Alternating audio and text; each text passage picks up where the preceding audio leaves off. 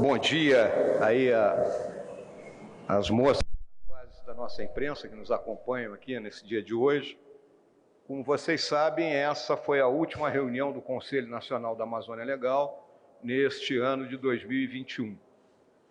A reunião ela teve a finalidade de cada um dos ministérios apresentar-se as ações que realizaram de forma a dar corpo às prioridades estratégicas que foram colocadas pelo Conselho. Lembrando que essas prioridades são o combate ao desmatamento e à queimada, a questão de medidas para o desenvolvimento da Amazônia, a questão da bioeconomia, a busca de financiamento, a questão do ordenamento territorial, regularização fundiária, a questão da melhoria do sistema de comunicações existente na Amazônia, a integração efetiva da Amazônia, o combate às ilegalidades de garimpo e outras lavras que ocorrem também, como a lavra de manganês ilegal que existe na região sudeste do Pará.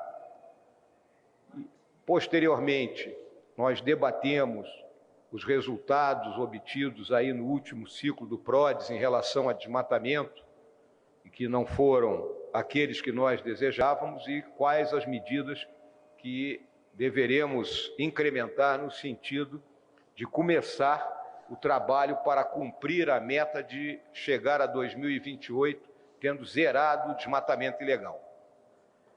E também assinamos um memorando de entendimento entre os diferentes ministérios para dar corpo e alma ao Grupo de Integração e Proteção da Amazônia, que tem como base o Sensipan e tem em seu bojo quase todos os órgãos responsáveis por fiscalização e combate a ilícitos, de modo que, a partir de agora, a gente tenha esse trabalho permanente, independente do governo que tiver de turno.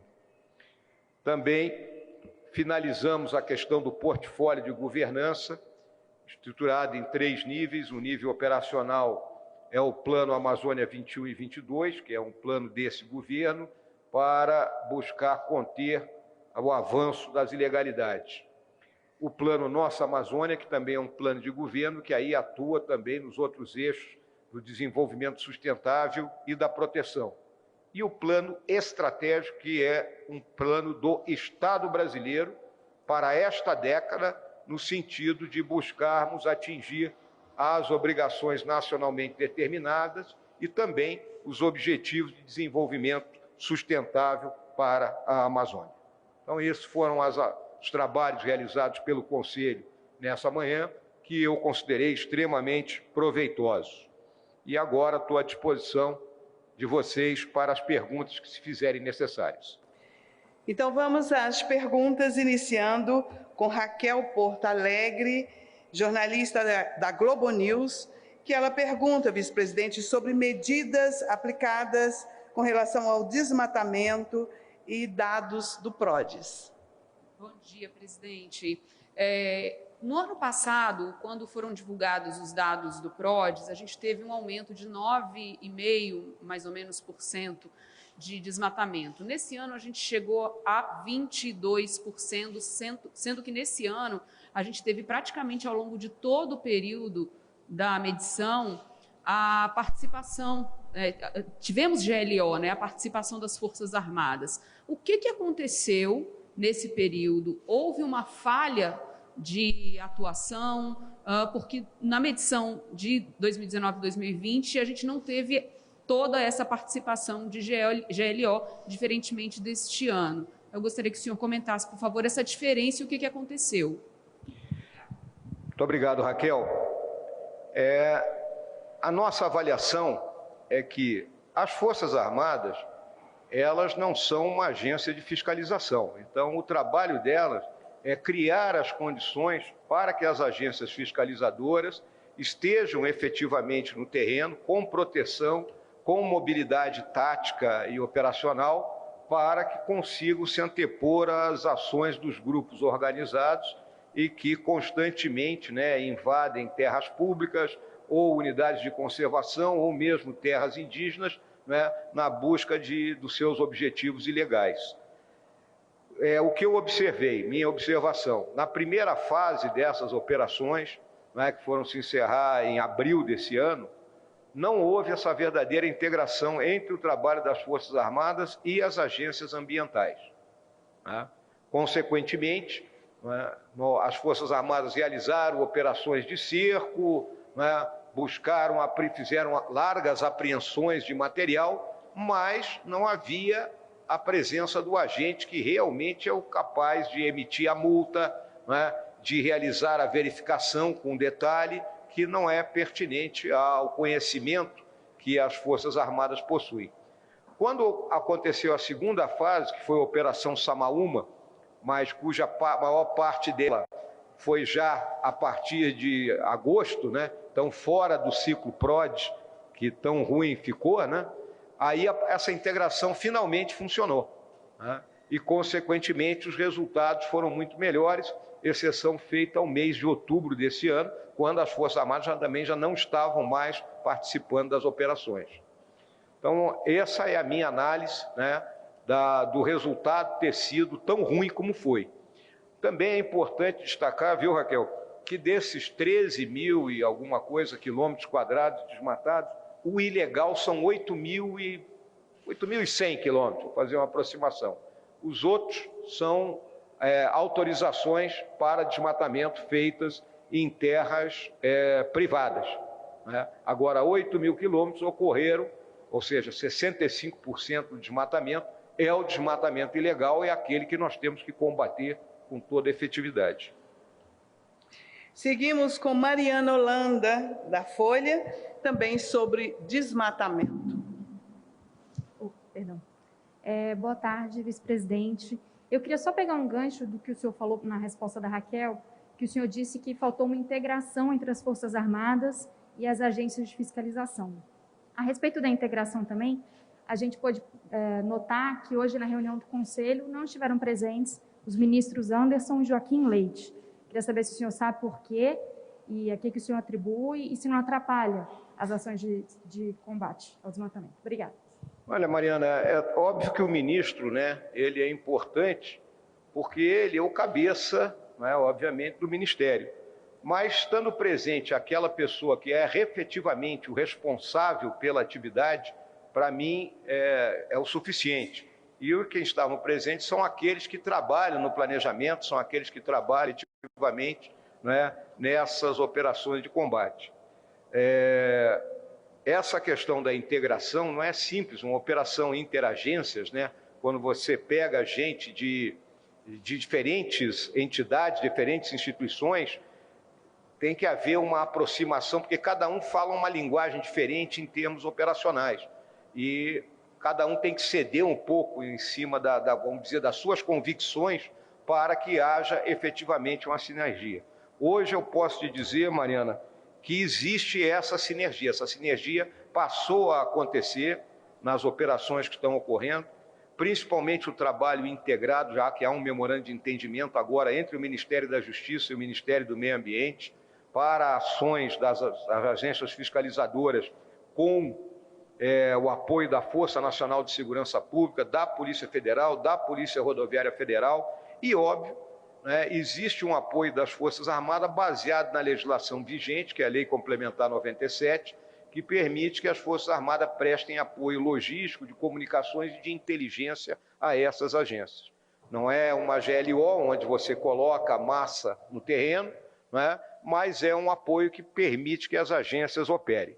O ministro Joaquim Leite é a cara do combate ao desmatamento, ele sabe disso muito bem, né? O Ministério do Meio Ambiente é o carro-chefe disso aí. E ele está convicto que tem que haver uma ação permanente, não podem ser ações esporádicas para que a gente cumpra a nossa obrigação nacionalmente determinada de chegar a 2028 tendo zerado o desmatamento ilegal. Isso é um processo que terá que ser contínuo. E essa questão da permanência é fundamental. E por isso, né, eu conversei hoje aí com o secretário executivo do Ministério do Meio Ambiente, é fundamental a recuperação da capacidade operacional das agências ambientais. O que eu chamo da recuperação da capacidade operacional? É mais pessoal, então foi autorizado o concurso para mais 700 agentes, mas também são meios, né, materiais, porque esses grupos, ele não pode ficar baseado lá na cidade, por exemplo, ficar o grupo baseado em Belém, tendo que se deslocar de Belém para fiscalizar lá em Novo Progresso, que é, vamos botar aí, 800 quilômetros de distância. Ele tem que ter base em Novo Progresso. Então, isso é a recuperação da capacidade operacional. Tá? E nós temos que estar com esse planejamento pronto, porque a partir do momento em que começam a aparecer os indícios de que ocorrerão fontes de financiamento internacionais para esse combate, né, nós temos que ter o pacote pronto e dizer, olha, nós precisamos disso, ok? Seguindo com Lucas Faria, da Rede Amazônica, que pergunta sobre a SUFRAMA. General, bom dia. Sobre as iniciativas voltadas ao desenvolvimento econômico da Amazônia Ocidental, como tem sido a relação com a SUFRAMA, como tem sido a atuação e a articulação com a SUFRAMA? Olha, Lucas, essa articulação tem sido muito boa, não é? Tanto, e aí acontece, está havendo um trabalho um trabalho conjunto e homogêneo entre a SUDAM e a SUFRAMA.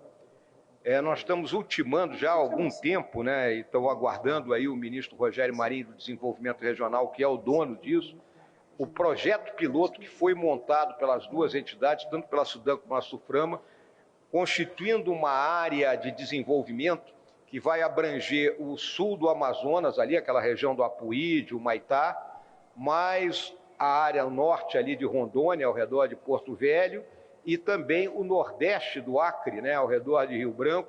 Então, fazendo um pacote com uma ação integrada de todas as agências, né, no sentido da gente ali estabelecer esse projeto piloto, atuando na regularização fundiária, né, no mapeamento das cadeias de valor, na melhoria da infraestrutura, de modo que, a partir daí, isso possa ser replicado para as outras áreas. E isso é um trabalho que vem sendo feito em conjunto pela SUDAM e pela SUFRAMA. Então, a nossa relação é muito boa mesmo.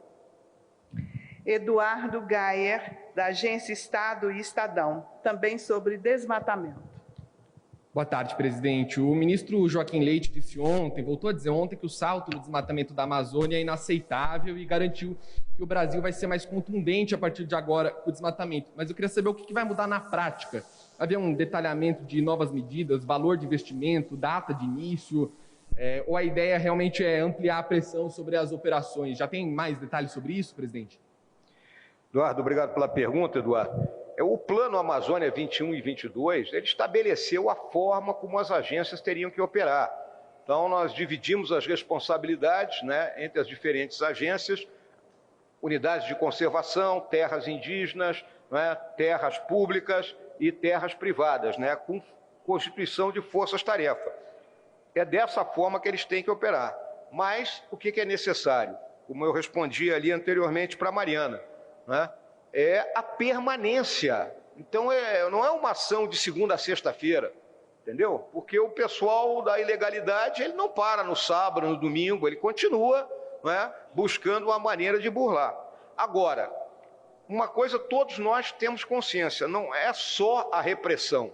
A gente vai ter que atuar numa conscientização, numa mudança de, vamos dizer, de metodologia das pessoas que vivem na Amazônia, da forma como eles lidam com a terra, para que eles comecem a entender o seguinte: o proprietário que mantém 80% da sua área preservada, conforme prevê a nossa legislação, ele entender que ele vai receber um recurso por causa daquilo, baseado na captura de carbono que aquela parte intacta da floresta dele estiver fazendo. Então, isso foi um dos grandes resultados aí da COP26, que a gente tem que operacionalizar, obviamente, esse mercado de crédito de carbono, mas as pessoas têm que entender isso aí, que a floresta em pé vai valer muito mais do que ele enfiar uma motosserra e sair derrubando árvore. Além disso, o problema da regularização fundiária, que o Ministério da Agricultura, Pecuária e Abastecimento vem trabalhando de forma dioturna, não é um problema simples, é um problema que se arrasta na Amazônia aí ao longo dos últimos 50 anos e que nós temos que buscar soluções e também tem que ser por meio de forças-tarefas, integrando o Ministério Público, a Advocacia da União, o INCRA, IBAMA, todo mundo tem que estar junto e andando de área em área problema para solucionar isso aí. Tá bem? Seguindo com Paola Cuenca, da Jovem Pan, metas ambientais. Bom dia, vice-presidente. Na verdade, eu vou seguir da forma como está sendo conduzida a conversa aqui, porque a respeito, agora que o senhor mencionou da regularização fundiária, que era uma das pautas já dessa reunião. Eu lembro que desde o início do ano já tinha sido feito um trabalho junto com o INCRA e o Ministério da Agricultura para começar essa regularização fundiária, principalmente ali no Pará, e até com possíveis forças-tarefas de agentes indo para o interior para conseguir pegar a documentação. Queria saber como é que isso está caminhando. E, ao mesmo tempo, esse memorando de entendimento do GIPAN, que o senhor disse que foi assinado, para agora ele ser permanente, então virou um grupo mesmo associado ao Estado brasileiro. E queria entender melhor como que ele vai funcionar, já que as forças, o Exército, as Forças Armadas não vão ficar mais como GLO, mas apenas ali naquela base. Como que fica esse trabalho repressivo na prática? Obrigado aí, Paola. A questão da regularização fundiária, ela requer muita determinação, porque os problemas são enormes. Vou citar só um caso ali. Na região de Novo Progresso, né, as pessoas avançaram partindo do Mato Grosso para lá, ali no final dos anos 70 e início dos anos 80.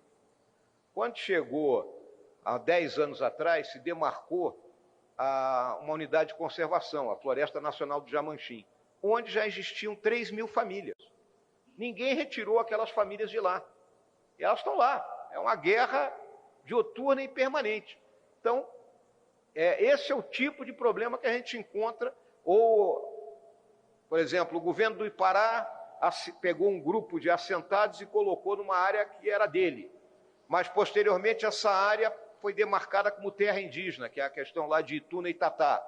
Né? É outro problema. Então, requer essa integração de esforços e determinação, porque quando você se depara com algo que tem uma quantidade de vetores que você diz assim, eu não tenho condições de solucionar, aí qual é a melhor solução? Cruza os braços e deixa para o próximo, né?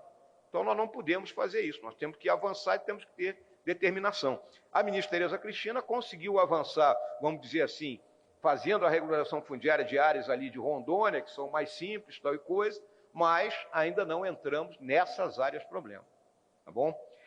A outra questão que você mencionou foi do GIPAN, né?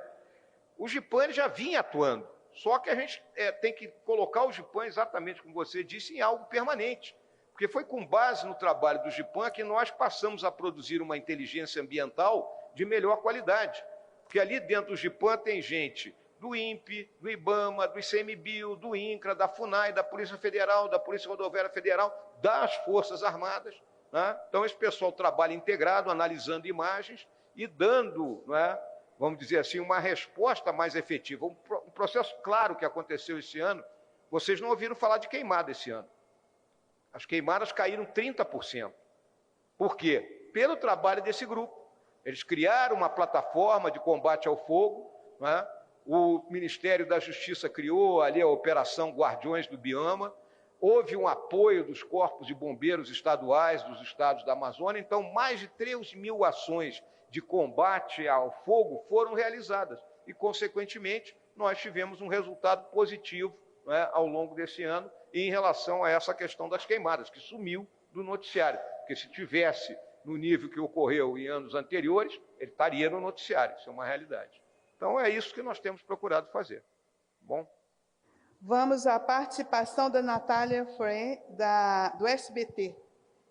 A pergunta dela é sobre o Conselho da Amazônia.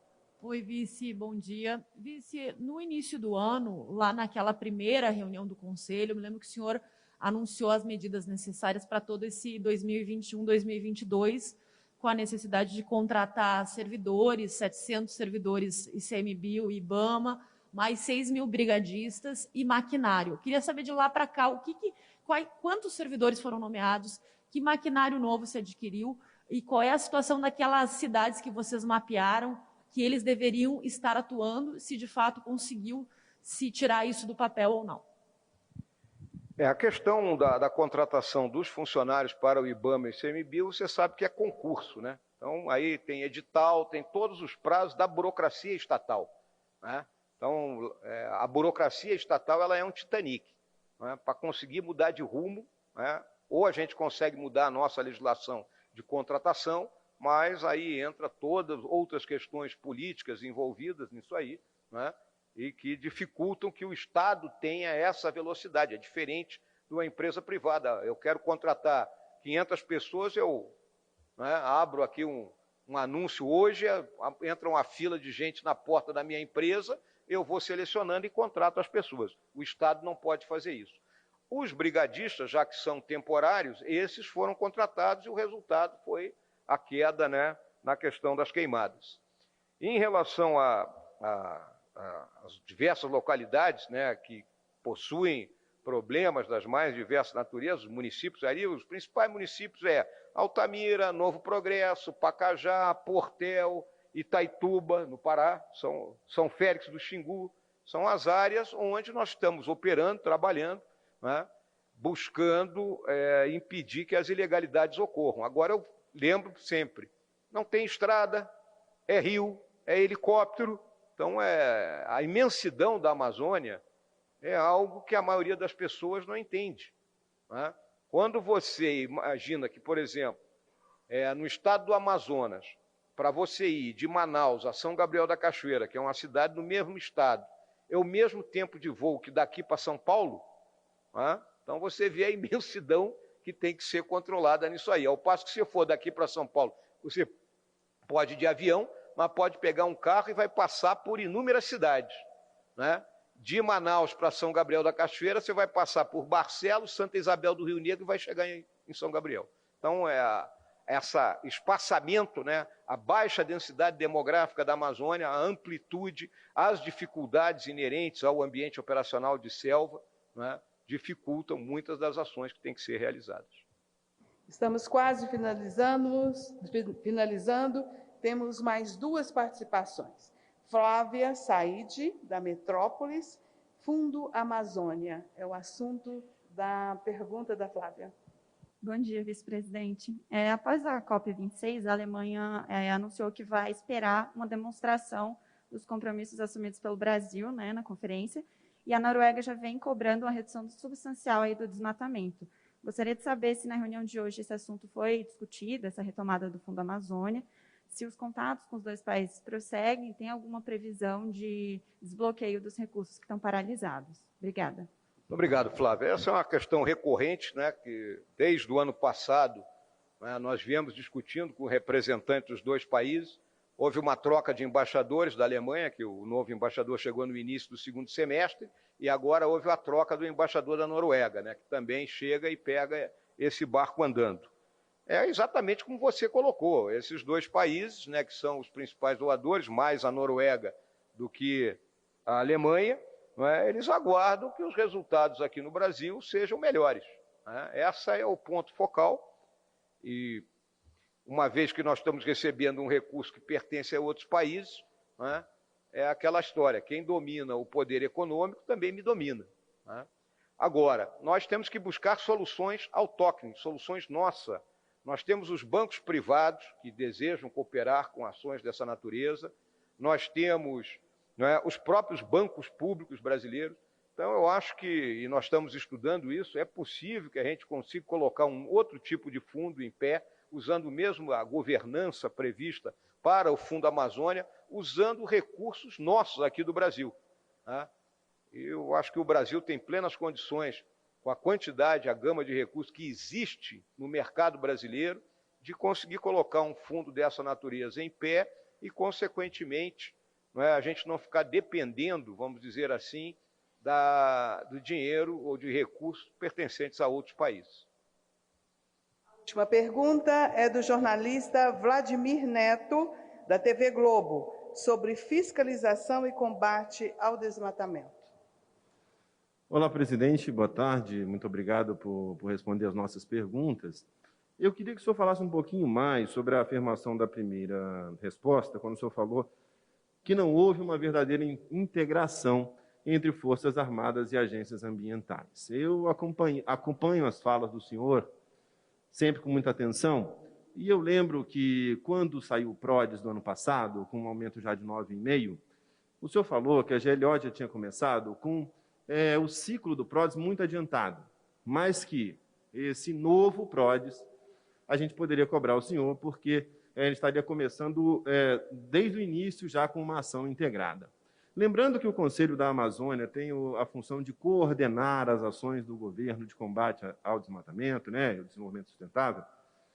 Eu queria saber, então, eu queria que o senhor falasse um pouquinho mais, quer dizer, o que é que falhou nessa tentativa de integração com os órgãos ambientais, né? Porque os fiscais alegam que as Forças Armadas impunham missões e não planejavam com eles. Faltou uma conversa maior? O Ministério do Meio Ambiente falhou ou falhou o senhor que deveria fazer essa coordenação? Uma outra coisa que eu queria que o senhor esclarecesse é quando o senhor falou que 65% apenas do desmatamento registrado pelo PRODES era ilegal.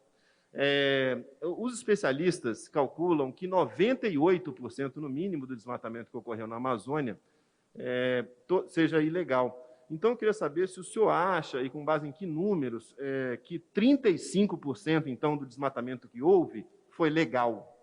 Esse 35% do desmatamento foi legal, presidente?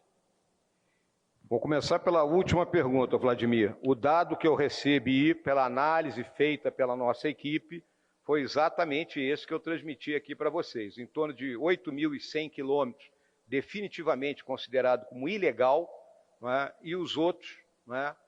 Como foram realizados em áreas privadas, onde havia a autorização para a supressão da vegetação, são considerados desmatamento legal. Nesse caso específico, dessa análise desses números. E não é número pequeno.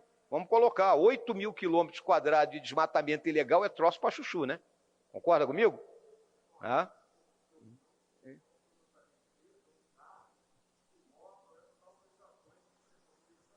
Isso é a cargo do Ministério do Meio Ambiente e das equipes aí que fazem análise, né, desses dados. Tá? Inclusive, amanhã eu tenho uma audiência na Comissão de Relações Exteriores e Defesa Nacional da Câmara e vou falar a mesma coisa. É o dado que eu tenho, que eu disponho. Tá? Não vou duvidar desse dado. Em relação à questão das falhas de, vamos dizer, de integração, né, eu tenho meus limites. Né? Eu tenho um limite na minha cadeira como presidente do Conselho Nacional da Amazônia Legal. Eu não dou ordem. Essa é uma diferença claríssima, né, em relação a um trabalho de coordenação e integração. O trabalho de coordenação e integração é aquele do por favor. Aí, gente, vamos cooperar, vamos fazer desse jeito que vai ser melhor. Pô, por que vocês não estão operando dessa forma? Né? Por que vocês não estão dialogando uns com os outros? O que está acontecendo aí? Mas eu não posso dar ordem. Né? Isso é uma limitação bem grande. Porque, e eu já falei aqui algumas vezes para vocês, que o governo é exercido pelo presidente e seus ministros. Né? O vice-presidente não é mencionado em nenhum momento como executor. Aí tu vai ver o outro capítulozinho ali, o outro itemzinho da Constituição, que diz que o vice-presidente existe para substituir o presidente em momentos aí de afastamento dele e receber tarefas eventuais. Né? E até hoje poderia haver uma lei regulamentando quais são efetivamente, né, as tarefas afetas ao vice-presidente, que facilitaria, não é, muito o trabalho que eu me propus a fazer quando o presidente Bolsonaro necessitou. Então, se você quer um culpado, sou eu. Eu não vou dizer que foi o ministro A, ministro B ou ministro C. Eu não consegui fazer a coordenação e a integração da forma que ela funcionasse. Ela só foi funcionar na última fase da operação, quando a Samaúma aconteceu, e aí a turma acordou para a necessidade de conversarem efetivamente uns com os outros, despirem os seus preconceitos, né? Porque cada um tem seu preconceito em relação ao outro, a forma do outro trabalhar, e a partir daí houve a sinergia dos trabalhos. Tá bem? A coletiva de imprensa está encerrada. Muito obrigado. Uma boa tarde aí para todos. Hein? Uma boa tarde a todos.